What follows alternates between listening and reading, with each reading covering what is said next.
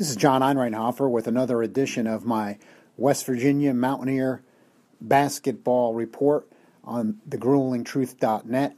Special March Madness edition today. Everybody, of course, very excited. They've got their brackets filled up. Here we go. The tournament is underway. If you're a hardcore WVU and Big 12 fan, you got a little bit of good news in the first four when Kansas State, whom WVU survived by 1 point and only shot 27% against in the Big 12 semifinal, did beat Wake Forest, an ACC team, in the first four. They'll play Cincinnati in the first round of the tournament. The podcast is going to be coming to you from Charleston, West Virginia, West Virginia's beautiful capital city today. And it's sponsored by my law offices, the law offices of John Einreinhofer, practicing in West Virginia, New Jersey, and Ohio. You can find my law offices at johnnelaw.com and also at the law offices of John Einreinhofer on Facebook.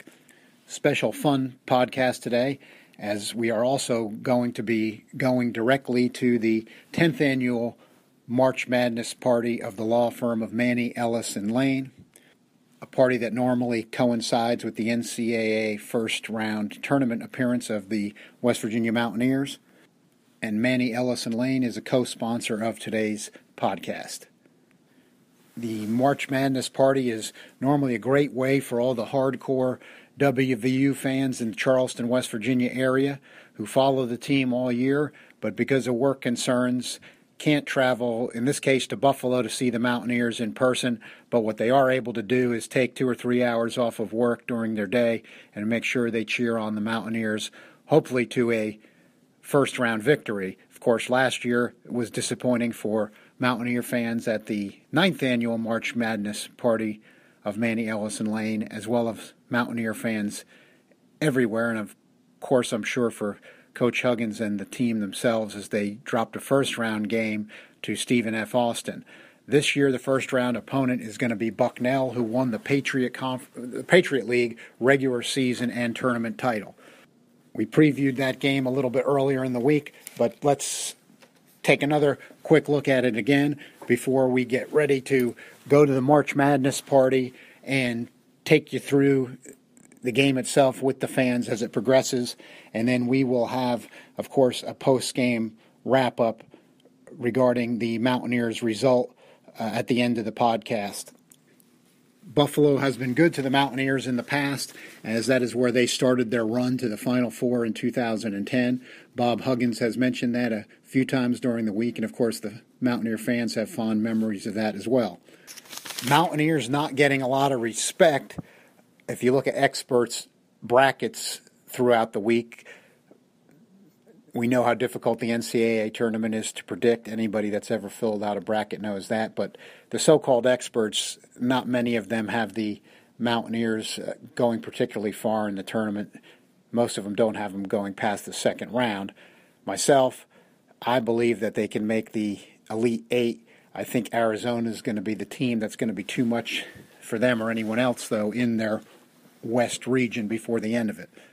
Bucknell is a mid-major team, but they actually play at a higher tempo than you expect most mid-major teams to play at. Of course, WVU, with their Press Virginia defensive attack, wants to get teams doing things they don't like to do and playing at speeds that they don't like to play at.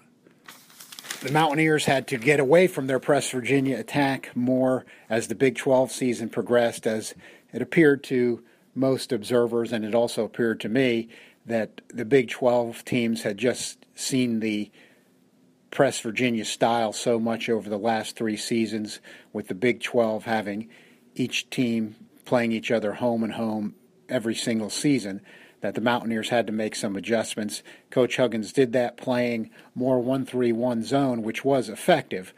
Now we'll see what happens, but the conventional school of thought would be that you're playing somebody like Bucknell, who has not seen the press as much, that you may be able to use that more extensively and not have to use the 1-3-1 as much.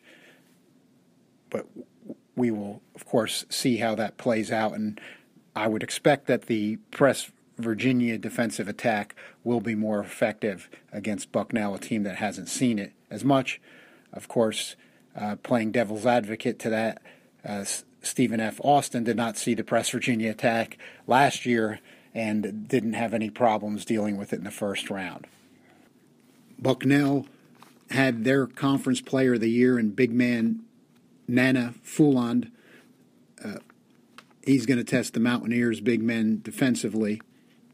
He's 6'9", 230 pounds, and averaged 14.9 points a game, 7.8 rebounds, and 2.1 blocks. He also shot at 62.8%, which is, of course, impressive no matter what league you're playing in. Elijah Macon, one of West Virginia's big men, played much better as the season progressed, and the Mountaineers, of course, also have Sags Kanate, who has already, as a freshman, proven his worth as a big-time shot blocker.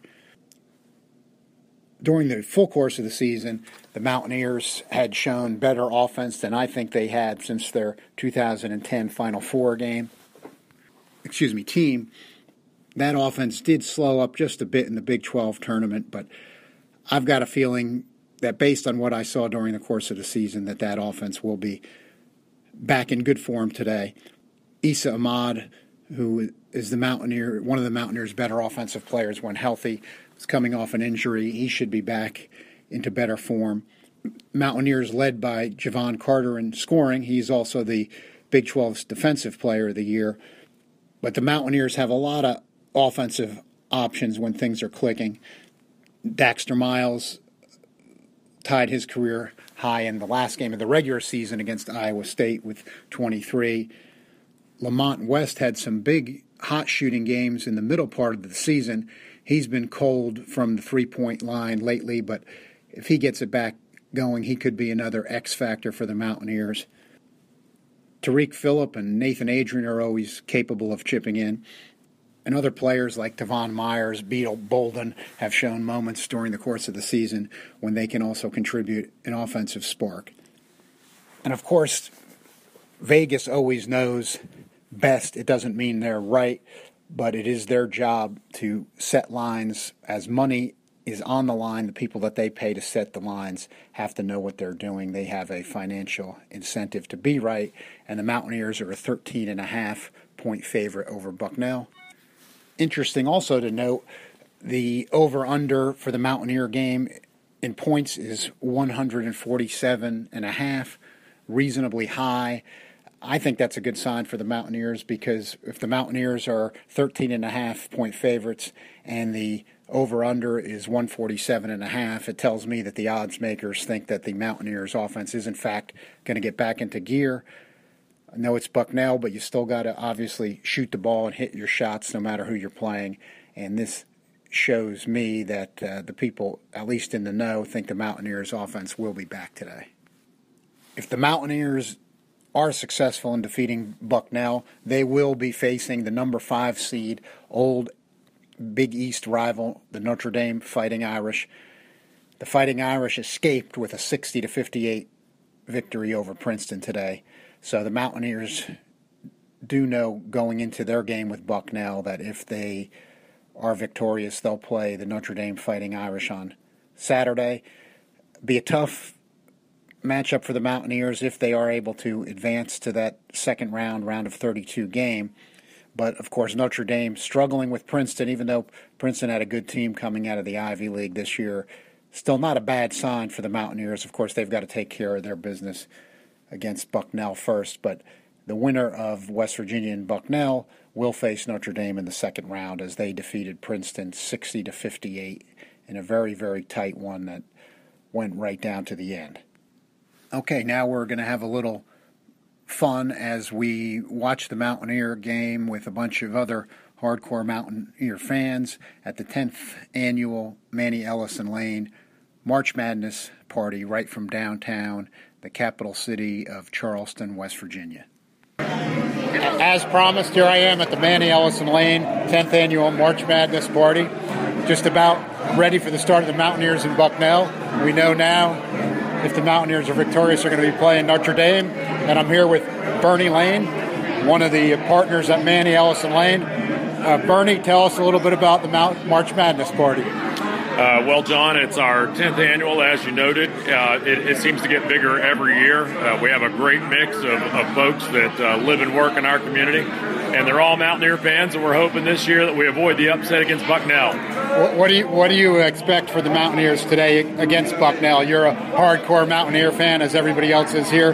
What are your personal expectations as we're about to get started after 1 year of waiting to get rid of the bad taste of last year's first-round loss to Stephen F. Austin? Well, John, I will expect pain. That's what I expect is pain. No, honestly, I'm hoping this year we avoid the upset. I think that the key today is causing turnovers, as always. We have to shoot free throws well. We have to keep them off the three-point line, and we have to stop them from getting to the line on us. I think that's really where this game is going to be made. All right, thanks, Bertie. Maybe we'll get a chance to talk to you later on. It's just about go time here. It's just about time to get ready to rumble.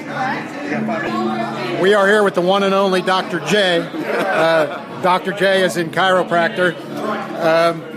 What are you expecting for today's Mountaineer game? Are they going to erase the bad taste from last year's first-round loss? We're ready. This year we're going all the way. So feel confident. The team's ready. I'm ready. You're ready. We're going to do it. How far do you think this team can go? I really think they can get. I think they have a great draw. So I really believe they can get in the Final Four and seriously go all the way. They have a lot of depth. I agree with you. I think that this draw in the West is a little better for the Mountaineers. Yeah. I'm thinking Elite Eight. I don't know if they can get by Arizona. That's what I got in my bracket. But let's hope you're right instead, and it's Final Four. Well, it's just about game time. Thanks, Jay. Here with Mike Doyle. Mike, what are your thoughts as we're just about ready for game time here at WVU in Bucknell? How's this going to go? Well, first of all, thanks to Manny Ellison Lane for hosting the party again. I think it's going to be pretty simple, like it has been for the past 3 or 4 years with this team. We've got to shoot 65% from the line and avoid the stretches where you go those 6 to 9 minutes where they don't score a single point. They do them two things, they roll easily. Mike, I think last year was your first March Madness party. Tell us a little bit about this party that Manny Ellison Lane, our co-sponsors, host, the 10th edition here today. I had to come back this year because I didn't remember too much from last year's party, being my first and all. Being what happened in the game against Stephen F. Austin last year, I guess that was good that you couldn't remember that, right? That is good, yes. I'm hoping Bucknell doesn't have any 6'10" Vikings that can rain down threes like we ran into last year. All right, thanks, Mike. We just tipped off, and I'm here with Kim Good, paralegal at Manny Ellison Lane. Kim, what's it like to be a part of this March Madness? It's awesome. I work for the best guys ever. Are the Mountaineers going to win today? Absolutely. All right, here we go. We're underway here, so this is finally it. So we are here in the first half of the Mountaineers game with Bucknell, 15-25 remaining in the first half. Mountaineers trailing 9-8. Mountaineers now just took a 10-9 lead, 15-18 remaining in the first half. So if that is a sign of things to come for the Mountaineers, we'll have a happy crowd here at the law offices of Manny Ellison Lane in Charleston, West Virginia, 10th annual March Madness party. And of course, today's podcast sponsored by my law offices, the law offices of John Einreinhofer, and co-sponsored by Manny Ellison Lane. I love it. Here we are with Tim Bailey. Mountaineers are up 14-12 now. Tim, how far can the Mountaineers go this year? Oh, I'm giving us 2 more rounds at least.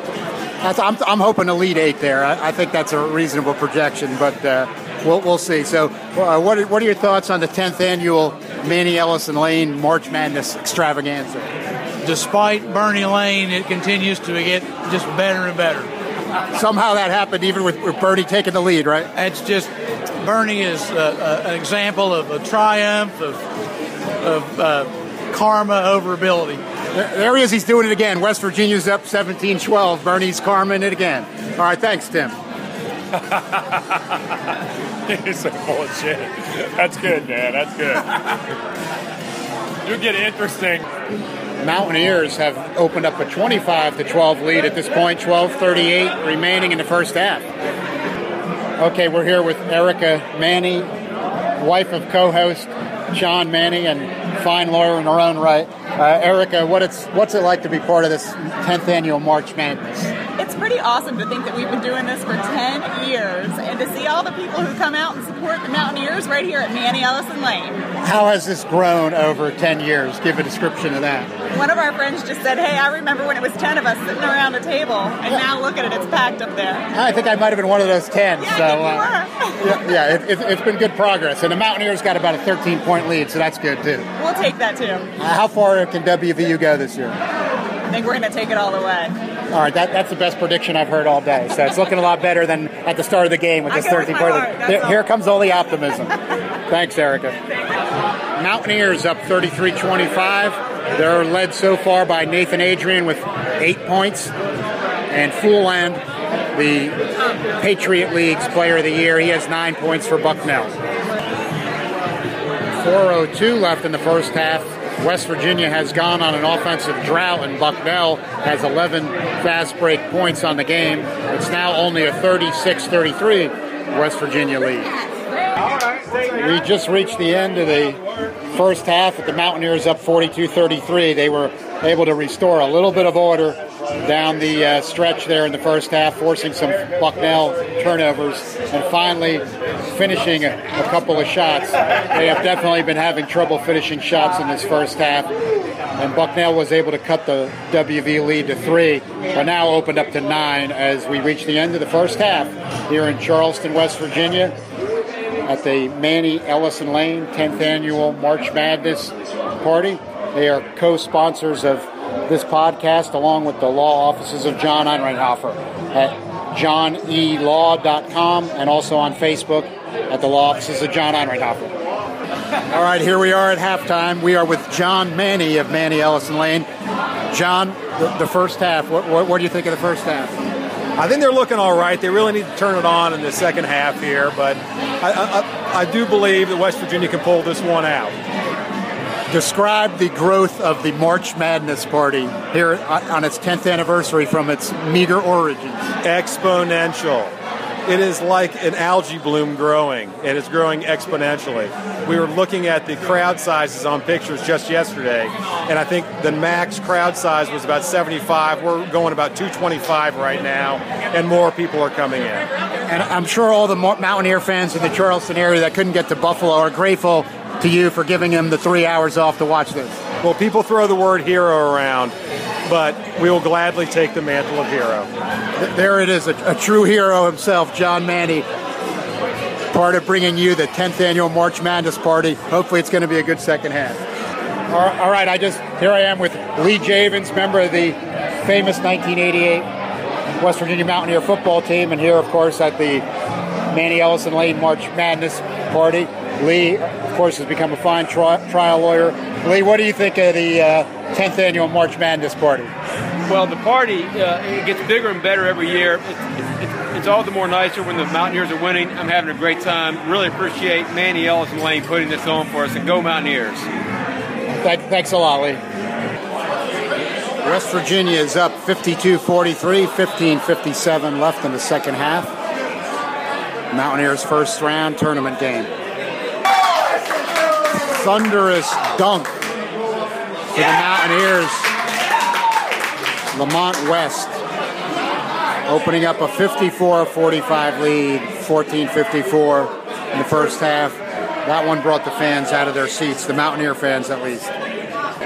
Lamont West also had a monster dunk that sparked a run in that regular season finale against Iowa State, so could be a good sign for the Mountaineers. 12:15 left in the second half, 12-12. Bucknell on a run, cuts it to 3 points, 58-55, West Virginia, but Bucknell just 3. And suddenly just when it looked like the Mountaineers might pull away, it's only a 3-point game with 12-12 left in the second half, temporarily quieting the Mountaineer fans. Mountaineers still having anxious moments, but of now holding a 65-60 lead with 8-12 in the second half. Adrian, 12 points for the Mountaineers. Obviously, this game is still up for grabs. Mountaineers up 65-60 here in the second half again. Talking to Mike Doyle. Mike, what are your thoughts here down the stretch with 7:21 to play, and this one's still a game? Here we go again, John. Too close for comfort. What do you think has kept this one close so far? There's several layups they've missed, at least 4 or 5. Man. Other than that, do you know what they're shooting from the line? I don't know. That might tell you a little bit of a story. Miss layups, man. Miss layups. Well, getting the feel of the crowd down the stretch here. Mountaineers hoping not to have a first-round repeat of last year's loss to Stephen F. Austin. West Virginia up 72-65, 4:22 left. Issa Ahmad at the line. He's made his first of 2. And he just hit the second of 2. So he hit 2, 73-65, West Virginia. A tense stretch here as we watch from Charleston, West Virginia. West Virginia and Bucknell swapping threes. McKenzie very hot on the three-point line, 5 for 7 for Bucknell. But West Virginia answered, now up 76-68 with 3:28 left. Mountaineers up 77-68 with 2:51 to play. Lamont West has 15 points, so his scoring came back. We talked about that a little bit pregame, how that can help the Mountaineers. And Issa Ahmad has looked a little bit more of his regular self after missing those 2 games with back spasms and having a little trouble when he came back. But this game, not over. But West Virginia threatening to pull away here. Up 77-68, 2:37 in the second half, and the house is feeling it a little bit now. 5 remaining timeouts. 79 for West Virginia, 72 for Bucknell, as we're under a minute to go in the second half here. Mountaineers trying to survive a scare from Bucknell. Mountaineers up 81-74, 27 seconds remaining. Bucknell commits the foul to stop the clock. It looks like the Mountaineers are going to survive this one. After it looked like it might be an easy one in the first half, Bucknell stayed close the whole way. And here's Tariq Phillip on the line, getting ready to shoot 2. He's 5 for 5 today with 14 points. And he adds to that total with his 15th point. Tariq Phillip, one of the Mountaineers seniors this year, one of their key seniors, leaders, best all-around players. He's getting ready to take his second of 2 with 25.5 remaining, and he hits it. 83-74, Mountaineers 25.5 left. Bernie Lane, how's it looking at this point? I think it's looking good. We're up by 8 with about 20 seconds left on the running clock, baby. We're going to the round of 32. Are we ready to talk about Notre Dame? I don't want to talk about Notre Dame. They're a bad matchup for us. All right, well, then enjoy this last 25 seconds or so before we got to talk about that matchup. Because it looks like the Mountaineers are going to face Notre Dame on Saturday in the round of 32. 83-77, counting it down, 17.8 left. Bucknell fouls Javon Carter, Big 12 Defensive Player of the Year, and the Mountaineers' leading scorer by average. He's got 8 points today. And he hits the first of 2, 84-77. Mountaineers salting this one away now, surviving quite a bit of a scare from Bucknell. And I would think that Bucknell will probably stop fouling at this point, and the Mountaineers can officially put this one away. Carter misses a second or 2. Bucknell gets the rebound. They take a long 3 that's an air ball. Leaves 12 seconds on the clock. Nathan Adrian getting ready to inbound, and let's see if this is going to be it. The inbounds, no, Bucknell is still going to foul. 10.7 seconds. They're going to play it just about to the end. 77-84 Mountaineer lead. 2 more free throws for the Mountaineers. 86-77. Clock under 10 seconds to play. Bucknell hits a 3. Cuts it to 86-80 with 4.9 seconds remaining. Mountaineers inbound. They're going to dribble it off, and that's it. West Virginia beats Bucknell 86-80. A tough one, but the important thing is survive and advance. The Mountaineers go on to the round of 32 on Saturday. Well, they'll play the Notre Dame Fighting Irish, an old Big East rival that they haven't played since 2012. And the Mountaineer fans getting ready to celebrate.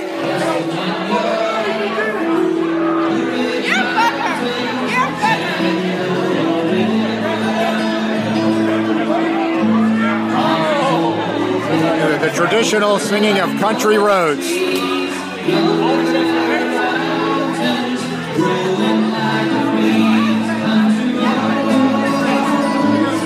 Mountaineers will take on Notre Dame Saturday in Buffalo. It'll be a 5-seed Notre Dame against a 4-seed West Virginia.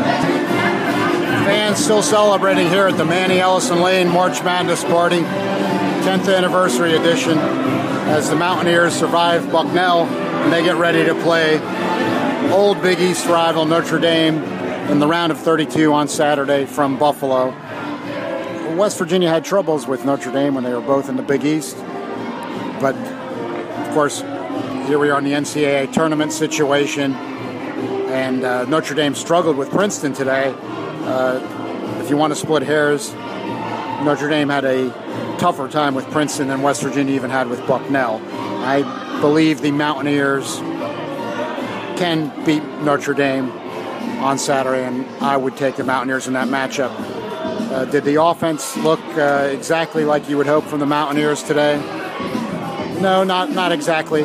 There were a lot of failures to finish and some missed shots that were makeable shots, but there was life on offense from Lamont West, and Issa Ahmad looked much better, and those are very good signs for the Mountaineers to go with some of their other stalwarts. All right, Bernie, and the law firm of Manny Ellison Lane providing free limousine service for all party goers, a classy and, of course, safe and responsible move. Manny Ellison Lane co-sponsoring today's podcast along with my law offices of John Einreinhofer. Bernie, are we now ready for Notre Dame? I think we're ready for Notre Dame, John. My concern is free throw shooting. Notre Dame is shooting 80% from the charity stripe this year. We are not a good free throw shooting team. And to add to that worry, Notre Dame does not turn the ball over. We rely upon the press and the turnover, and they also shoot the three reasonably well. That's going to be a tough matchup for us. It's going to be their strength of control versus our strength, which is to cause them into chaos. But we were better down the stretch from the free throw line today, and I was saying earlier, I liked how Lamont West and Issa Ahmad showed life on offense, no matter how you're playing. With those guys being involved, with the rest of some of the stalwarts we've had and the veterans, I think that things are looking promising with Notre Dame, but not underestimating at all the very tough matchup. No, I'd like that as well, but again, we've been so inconsistent. Some of our key games, we've shot the ball very well from the line, and some of our other games, like Texas Tech, down the stretch and overtime, we didn't shoot the ball that well from the line. It's a concern. I'm just telling you. If we drive to the basket, we get fouled, we go to the line, it's going to be a concern for us. So it's going to be our strength against their strength. We'll see what happens. Right. Hopefully our defense will hold. We'll get, as you and I both discussed, we'll mix in a little of that 1-3-1 zone as well, and that the offense will continue the life it showed at times, but missed shots always a problem for any team, but West Virginia missing a few too many easy shots today. They did, and it escapes me how we can miss we miss a lot of layups, a lot of gimmies, a lot of things that could be plus ones that aren't, and that marred us today. We won, but I still don't think that we played exceptionally well. Even coming out of the Big 12 tournament, where we played in the championship game, but still did not play exceptionally well. I am going to be an optimist here. I think I saw the signs of life on offense despite the flaws that I needed to see, and some free throw shooting down the stretch that I think we will dispatch the former Big East rival Notre Dame, but I will totally concur that it will be not easy whatsoever. And as we both agree, Mike Brey is a good coach, and we've seen him a lot in the Big East when we were there as recently as 5 years ago. So we'll find out on Saturday. So the Mountaineers celebrate the 86-80 win over Bucknell and get ready for Notre Dame on Saturday. Now leaving the Manny Ellison Lane 10th annual March Madness party. It was a great time, of course, with the Mountaineer victory, and we're going to now wrap things up for the West Virginia University Mountaineer basketball report on thegruelingtruth.net. Now a final wrap-up of the Mountaineers' 86-80 win over Bucknell and a brief preview of their round of 32 matchup with the Notre Dame Fighting Irish.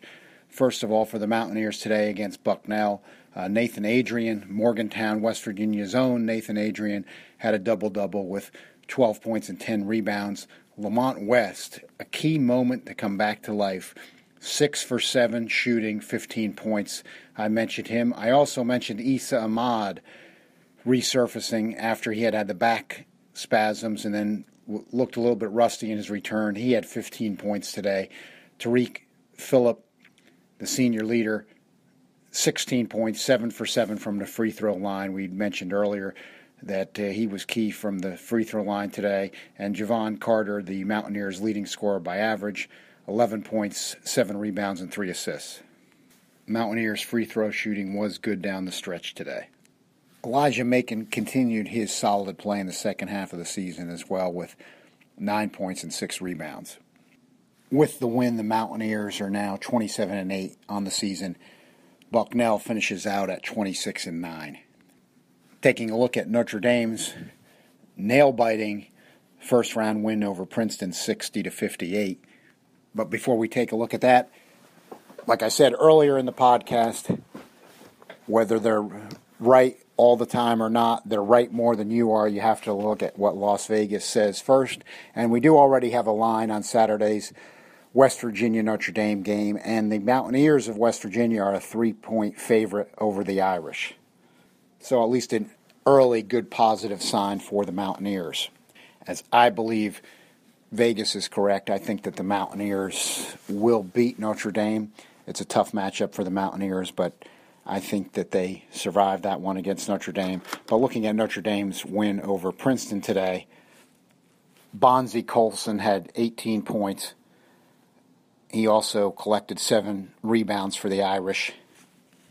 Matt Farrell also had 16 points for the Irish. He's a Irish guard, but he missed the front end of a 1-and-1 with Notre Dame only leading 59-58. Obviously, that was a critical moment for the Irish, but they were still able to hang on and came out with the victory 60-58. So again, Las Vegas has West Virginia a 3-point favorite over Notre Dame in Buffalo on Saturday. That'll be a 5-seed Notre Dame playing a 4-seed, the West Virginia Mountaineers.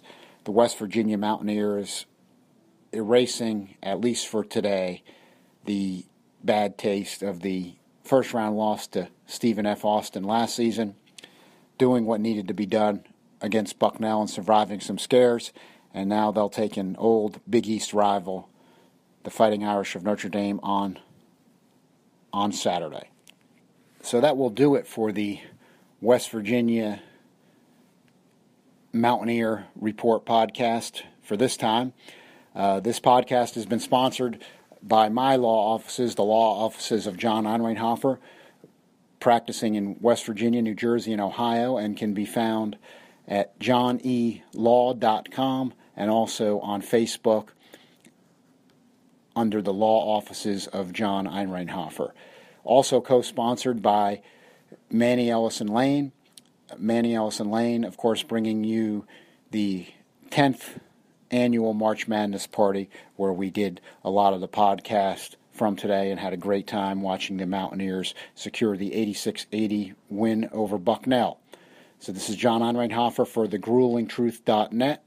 Thanks for joining me.